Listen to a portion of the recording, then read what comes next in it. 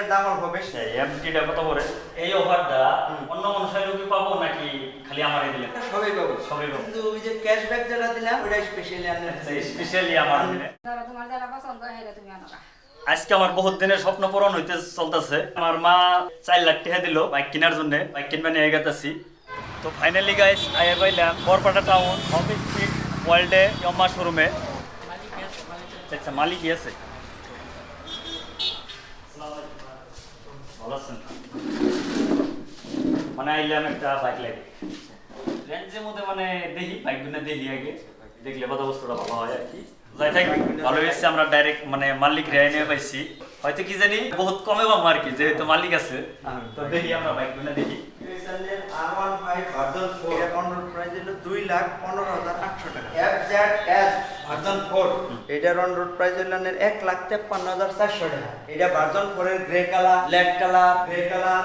আর Scooty তো লাগে না, স্কুটির না, এটা ব্ল্যাকটার চেয়ে এটার দাম বেশি। ব্ল্যাকটার থেকে এটার দাম বেশি। এটা হলো 2,20,200, মানে কাগজপাতি নিয়ে কাগজপাতি নেই একদম ইনস্যুর রেজিস্ট্রেশন। এটা হলো FZS ভার্সন 4 যে দেখাইলাম, আচ্ছা। এটা হলো ভার্সন 3।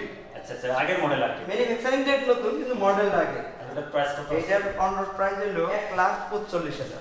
এইটার চেয়ে আরেকটা কম আরেকটা আছে FZ FI9, তাইলে এটার দাম আরো কম, কাগজপাতি নিয়ে 1,37,000 টাকা। এইটা হলো FZX, এইটার দাম হলো 1,60,486 টাকা। আর এইটা হলো MT।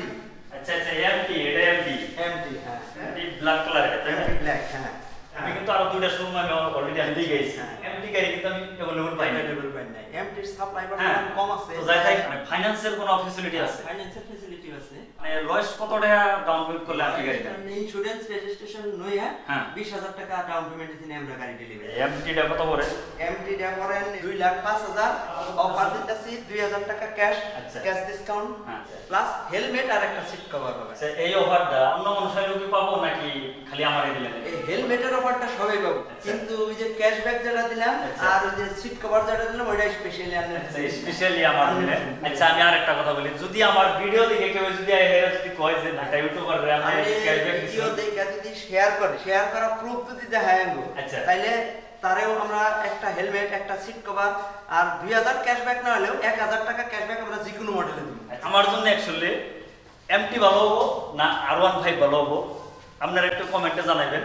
আপনার ঘরে মতামত হিসাবে আমি গাড়িটা নিবো, আর কি গাড়ি নেই আপনার ঘরে মানে জানাই দিব আর কি।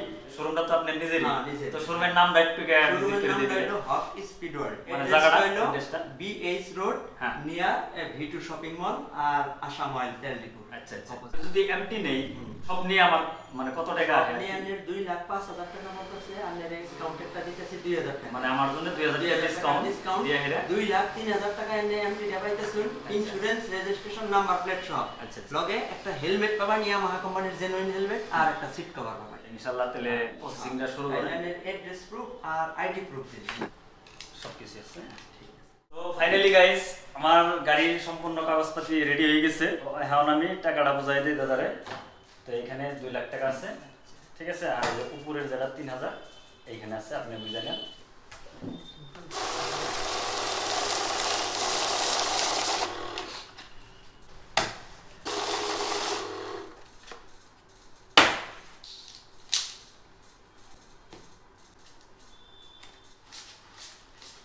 $2,03,000 ঠিক আছে। তো টাকা বুঝে পাইছেন? হ্যাঁ তাহলে এখন গাড়িটা আমার বুঝাই দিলে